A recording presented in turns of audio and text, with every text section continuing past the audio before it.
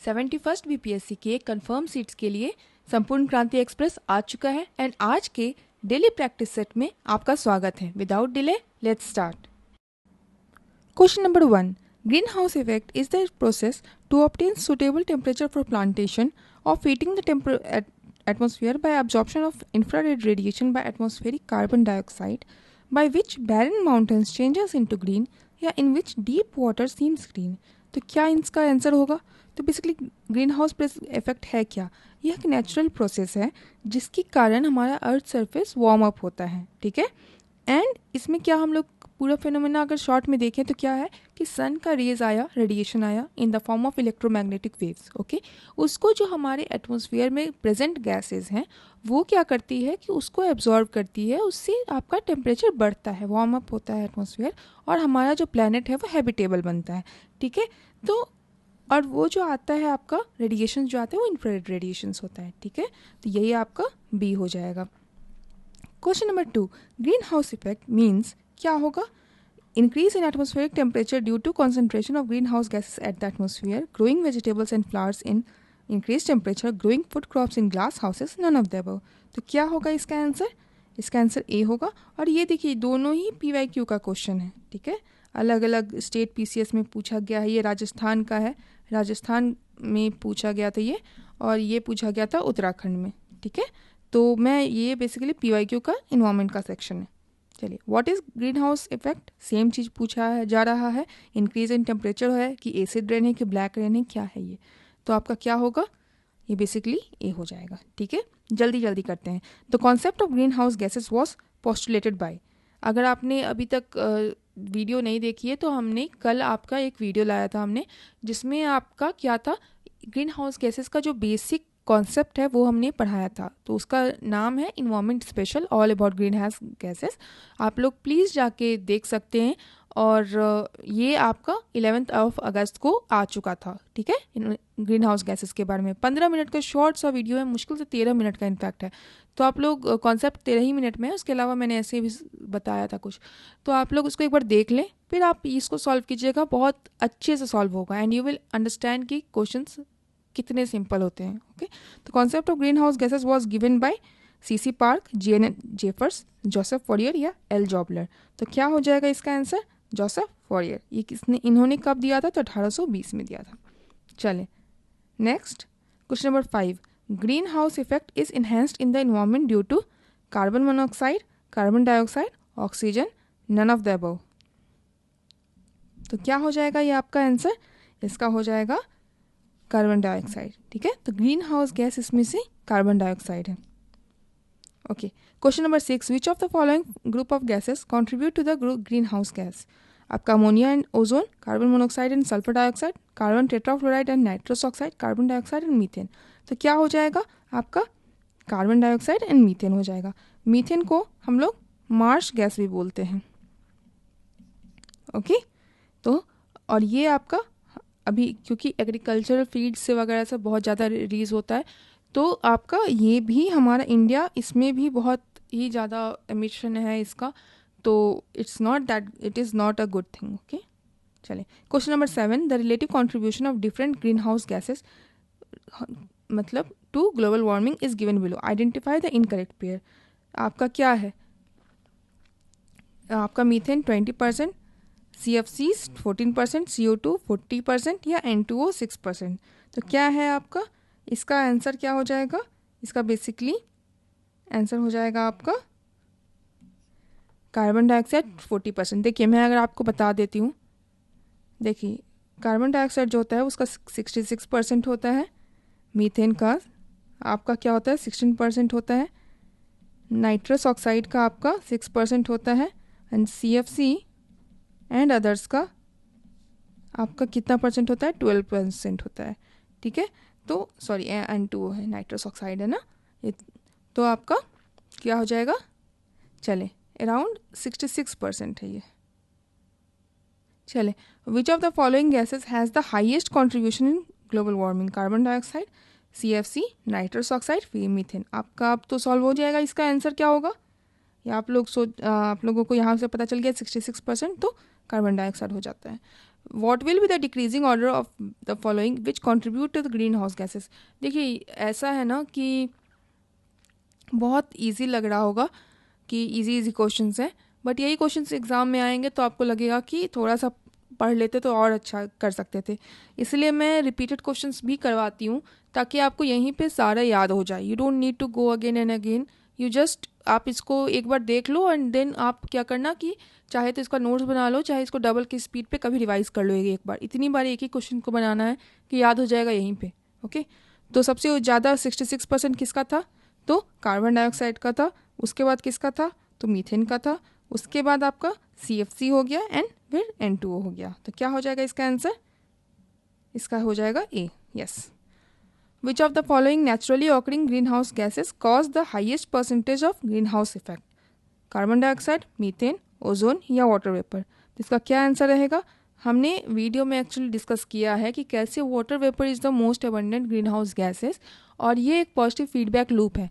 देखो थोड़ा सा टेम्परेचर बढ़ा तो हमारा वाटर वेपर बढ़ेगा, क्योंकि हमारा जो ओशंस है आपका इसका आप जो पोर्शन है वो ज़्यादा है कॉन्टिनेंट से। अब वो ज़्यादा आपका एवेपोरेशन होगा तो उससे और गर्मी बढ़ेगी, क्योंकि वो वाटर वेपर कैप्चर करेगा आपका हीट को। अब उससे गर्मी बढ़ेगी तो फिर से और एवेपोरेशन होगा, फिर वाटर वेपर बनेगा। तो एक पॉजिटिव फीडबैक लूप है, ठीक है। इसीलिए सबसे ज़्यादा अगर हाईएस्ट परसेंटेज बोला जाए तो वो वाटर वेपर होगा, ठीक है। Question number 11, the main component of greenhouse gases is carbon dioxide, methane, nitrous oxide या ओजोन, या none of the above, more than one of the above. तो इसका क्या हो जाएगा आंसर? इसका हो जाएगा मेन कंपोनेंट तो क्या है आपका 66% तो कार्बन डाइऑक्साइड ही है। ओके, तो हो गया। Which one of the following is not responsible for global warming? Methane, water vapour, argon या कार्बन डाइऑक्साइड? तो क्या इसका नहीं होगा? ये सारे PYQ हैं, ये मैं अपने साइड से नहीं दे रही हूँ। To be clear, I want to be clear about that. तो ये आपका कौन सा रहेगा? आर्गन नहीं करता है इसमें, ठीक है। आर्गन और hydrogen is not a GHG, मतलब greenhouse gas is not. Which of the following is not a greenhouse gas? CFC, carbon dioxide, argon, methane. Same question repeat हो गया है, इसमें आर्गन ही होगा, ठीक है। What is greenhouse gas? Increase in global temperature, decrease in global temperature, increase in sea water temperature, increase in temperature of river and lakes. क्या हो जाएगा? Increase in global temperature. Okay, चले question number 15, which one among the following substance does not contribute to global warming directly? Oxides of sulphur and nitrogen, methane, आपका carbon dioxide and water vapour. तो क्या हो जाएगा इसका answer? हो जाएगा, देखिए जो सल्फर और नाइट्रोजन के ऑक्साइड्स हैं ना, वो डायरेक्ट नहीं देते हैं, ग्लोबल वार्मिंग को कंट्रीब्यूशन नहीं करते। वो आपके इनडायरेक्ट जरूर हैं, कुछ हद तक करते हैं, लेकिन वो डायरेक्ट नहीं करते हैं। चलिए question number 16, which one of the following is not a greenhouse gas found naturally in the atmosphere? Nitrogen oxide, carbon dioxide, methane या ओजोन? तो क्या इसका आंसर रहेगा आपका? तो कौन सा नहीं पाया जाता है ओरिजिनली? तो वो नहीं पाया जाता है नाइट्रोजन ऑक्साइड जो है वो आपका नहीं पाया जाता है। देखिए ग्रीन हाउस गैसेस का एक प्रॉपर्टी होता है कि वो लोग एब्जॉर्ब कर लेते हैं इंफ्रारेड रेडिएशन जो आपका अर्थ से एमिट होता है, ठीक है, और वापस से वो अर्थ को भेजते हैं। अब इससे क्या है कि carbon dioxide, methane, ozone, water vapour, ये सब जो है वो आपका ग्रीन हाउस गैसेस हैं जो कि ओरिजिनली नेचुरली पाए जाते हैं। लेकिन जो नाइट्रोजन ऑक्साइड है ये ग्रीन हाउस गैस नहीं है, नेचुरली नहीं पाया जाता है आपका, ठीक है। The gas which is produced by paddy fields and is involved in global warming is nitrogen, methane, carbon dioxide and hydrogen sulphide. क्या हो जाएगा इसका आंसर? इसका हो जाएगा मीथेन, ठीक है। After carbon dioxide 66%, methane 16% is the second most important component of greenhouse gases which is found in nature, ठीक है। वाटर वेपर को मैं अभी वो कंसिडर नहीं कर रही हूँ क्योंकि वो ऑलरेडी बहुत most abundant green house gases के इफेक्ट में आता है। Okay, question number 18, which set of the following gases is most important for green house effect? Carbon dioxide, methane, chlorine, nitric oxide, methane, ethane, chlorofluorocarbons, CO2, CH4, N2O, water vapour, CO मतलब carbon monoxide, sulphur dioxide, methane या water vapour. तो क्या हो जाएगा इसका answer? कौन सी most important है आपकी? तो हमने देखा था कि carbon dioxide, methane, nitrous oxide and water vapour is most important. Chlorine and nitric oxide यहाँ पे does not get involve directly in the greenhouse gas effect. Okay, चलें, question number 19, which one of the following gas is responsible for global warming? Oxygen, methane, carbon dioxide या all of the above? तो क्या हो जाएगा आपका, ये आपका कौन सा ये है रिस्पॉन्सिबल है? तो इसका आंसर हो जाएगा कार्बन डाइऑक्साइड। ओके,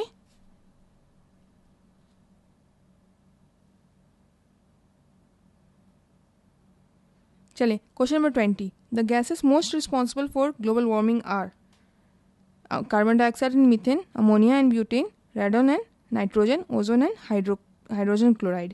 तो कौन सा मेन इंपॉर्टेंट है आपका? Carbon dioxide and methane. Okay, चले, which one of the following is not a greenhouse gas? कौन सा नहीं है? कार्बन डाइऑक्साइड, मीथेन, प्रोपेन या ओजोन? तो कौन सा नहीं हो जाएगा इसमें? Propane is not a greenhouse gas. ठीक है, तो आपको बेसिकली अगर प्राइमरी देखा जाए कि प्राइमरी ग्रीन हाउस गैसेस कौन कौन से हैं, मैं फिर से रिपीट कर देती हूँ, तो वो आपके हो जाएंगे वाटर वेपर, आपके मीथेन, नाइट्रस ऑक्साइड, CFC जो क्लोरोफ्लोरोकार्बन्स है, उसके साथ ही साथ ओजोन। ओके, चले, which one of the following is not greenhouse gas? Carbon dioxide, methane, nitrogen, nitrous oxide या नाइट्रोजन? तो nitrogen is not a greenhouse gas, carbon dioxide, methane and nitrous oxides are. ठीक है, चले, question number 23, which one of the following is not a greenhouse gas? Same question आ गया, repeated हो गया, sorry आपका। देखिए यही questions, और ये ऐसा नहीं है कि कोई एक ही क्वेश्चंस को मैं बार बार यूज़ कर रही हूँ, जितने भी PYQ आए हैं मैंने सारे को ले लिया है। ठीक है, विदाउट, ताकि ऐसा ना हो कि ऑप्शंस देख के वहाँ पे हम लोग घबरा जाए कि क्या ये ऑप्शंस था या नहीं था, क्योंकि हमने तो ये कवर नहीं किया।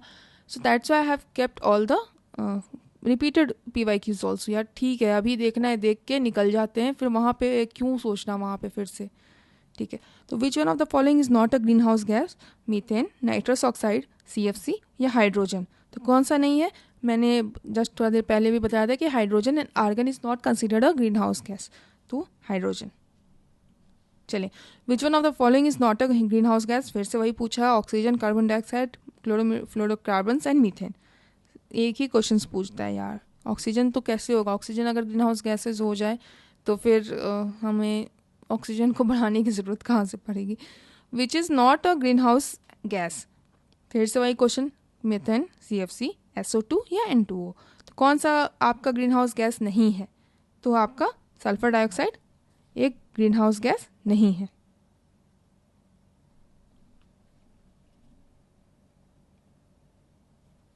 चलें, which one of the following atmospheric changes takes place due to greenhouse effect? कौन सा एटमॉस्फेरिक चेंजेस होता है? Increase in carbon dioxide concentration in atmosphere, increase in humidity in atmosphere, increase in biological population, increase in wind speed? तो क्या हो जाएगा ये आपका?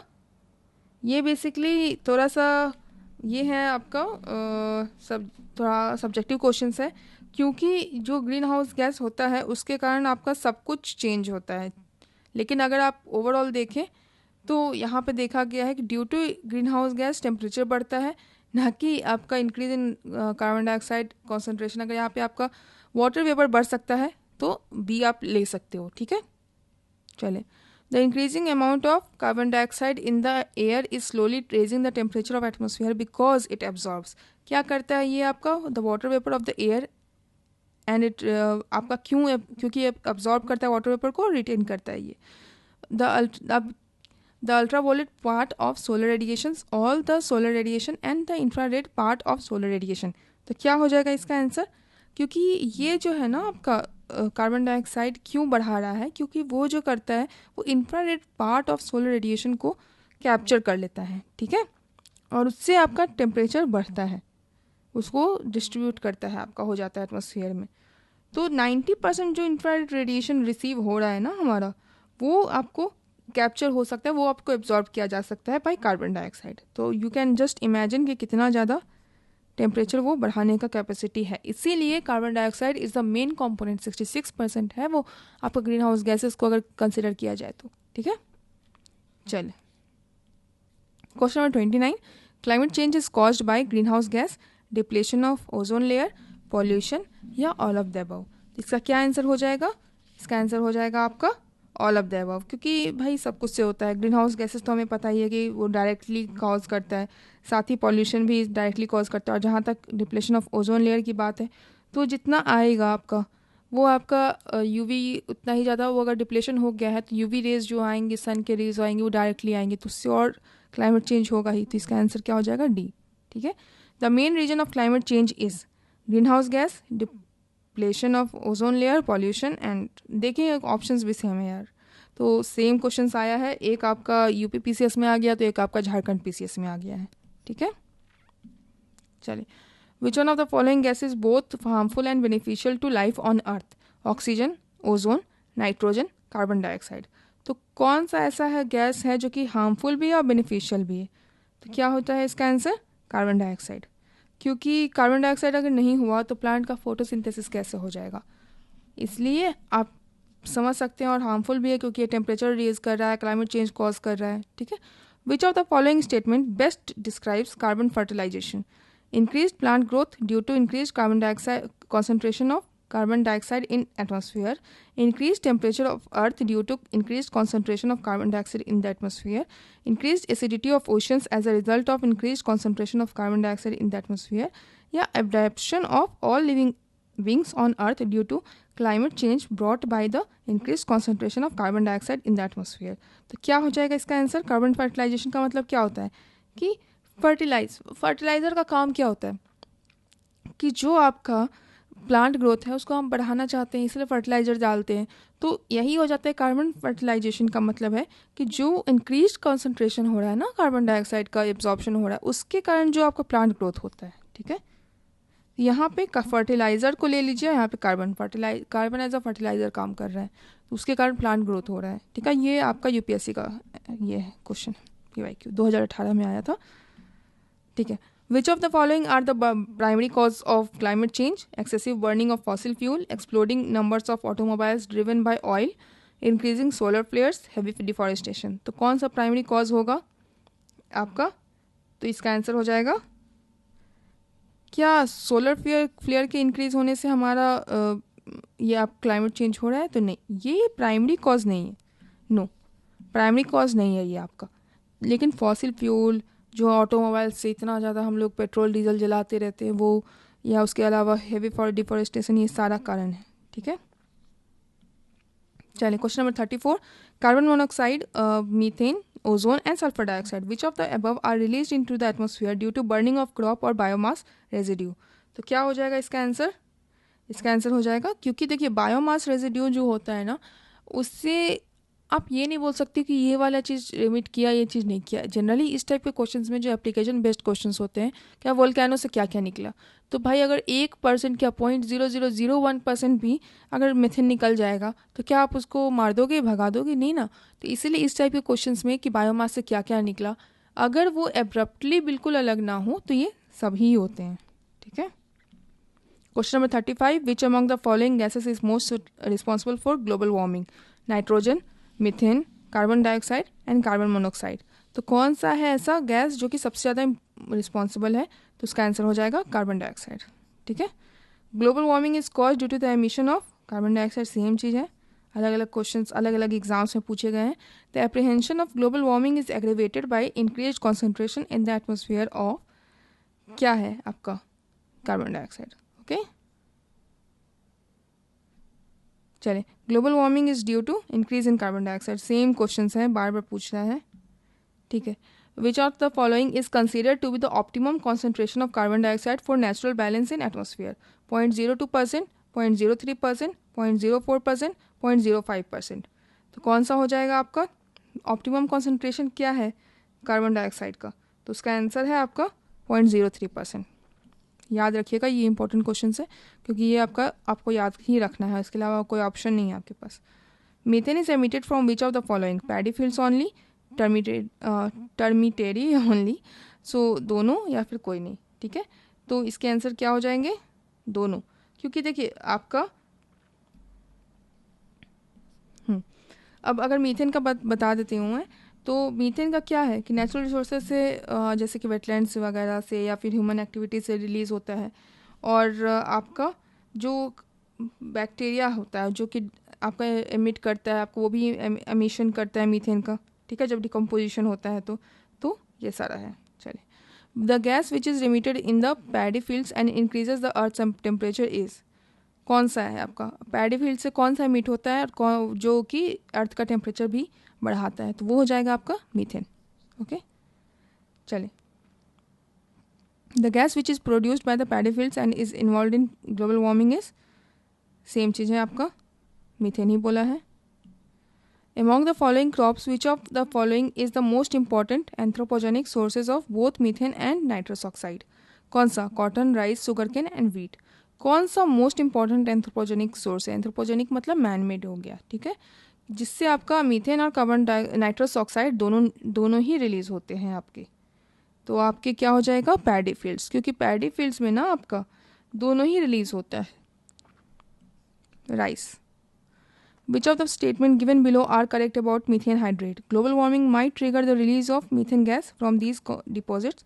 Large deposits of methane hydrate are found in Arctic tundra and under the sea floor.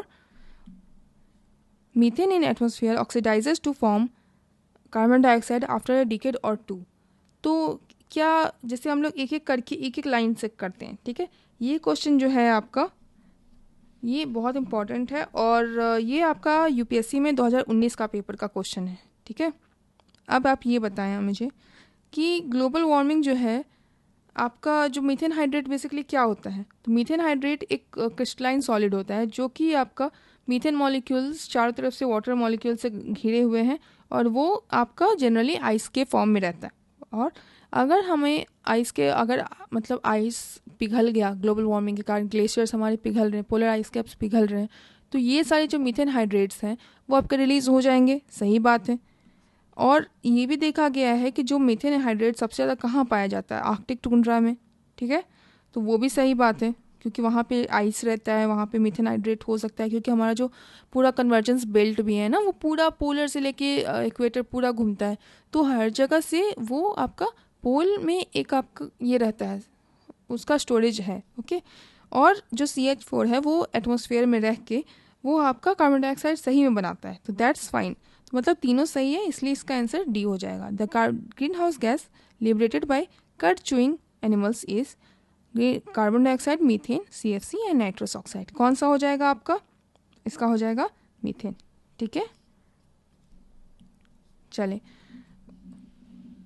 उसके बाद 46 number, human activities in the recent past have caused the increased concentration of carbon dioxide in the atmosphere but a lot of it does not remain in the lower atmosphere because of its escape into the outer stratosphere, the photosynthesis by planktons in the oceans, the trapping of air in the polar ice caps। तो human activities के कारण बहुत सारा carbon dioxide बढ़ा है, लेकिन ये आपका लोअर एटमॉस्फेयर में नहीं रहता है। क्यों? क्योंकि ये आउटर स्ट्रेटोस्फेयर मतलब जो ट्रोपोस्फेयर के बाद वाला जो लेयर है हमारा स्ट्रेटोस्फेयर वाला, उसमें चला जाता है, या फिर आपका फोटोसिंथेसिस के कारण प्लैंक्टन्स जो होते हैं ना, फाइटोप्लैंक्टन्स, वो आपके कार्बन डाइऑक्साइड को आपको कैप्चर करते हैं। जैसे हमारा प्लांट होता है लैंड पे, वैसे फाइटोप्लैंक्टन्स होते हैं ओशन में, तो वो हमारा एब्जॉर्ब करते हैं उसको।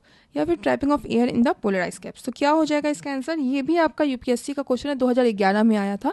तो इसका आंसर सिंपल है कि ओनली 2, क्योंकि this is not the cause जिसके कारण लोअर एटमॉस्फेयर में नहीं होता है, उसको आप एब्जॉर्ब कर लेता है फाइटोप्लैंक्टन्स, इसके लिए नहीं होता है, ठीक है।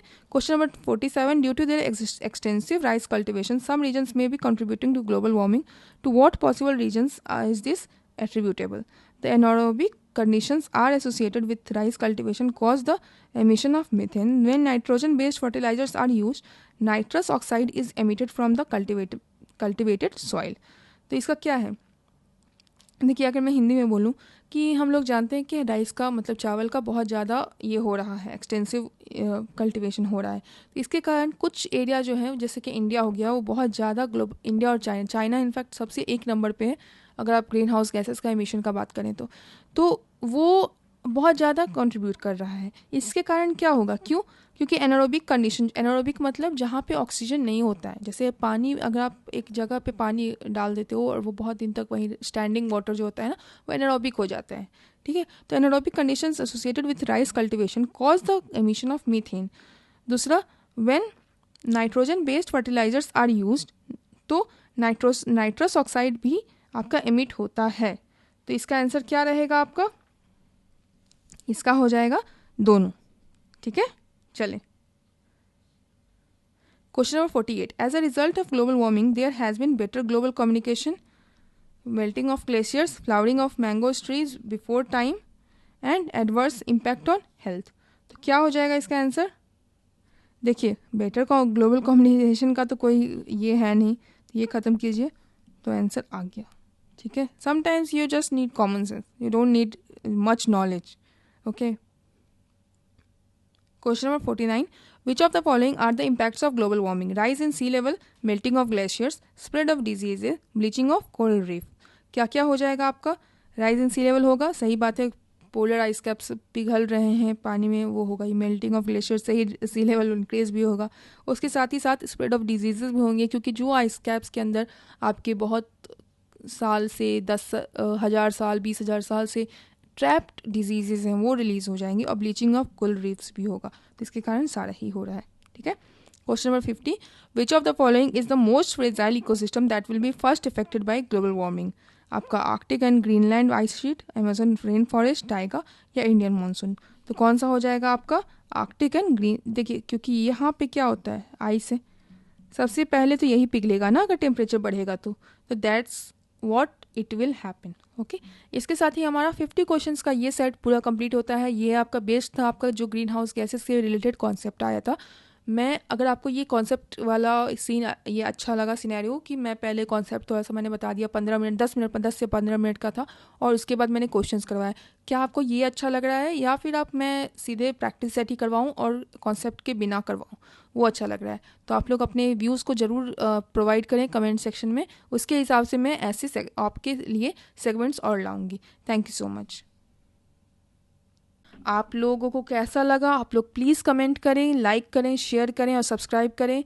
और कोई भी अगर आपको टॉपिक चाहिए जिस पे हम लोग वीडियोस बना के आपको हेल्प कर सकते हैं। 71st बीपीएससी आ रहा है, और भी बाकी एग्ज़ाम्स आ रहे हैं, बीपीएससी में बहुत सारे एग्ज़ाम्स आ रहे हैं, तो प्लीज़ कमेंट करके हमें इन्फॉर्म करें। Thank you so much, thank you for watching simplified BPSC.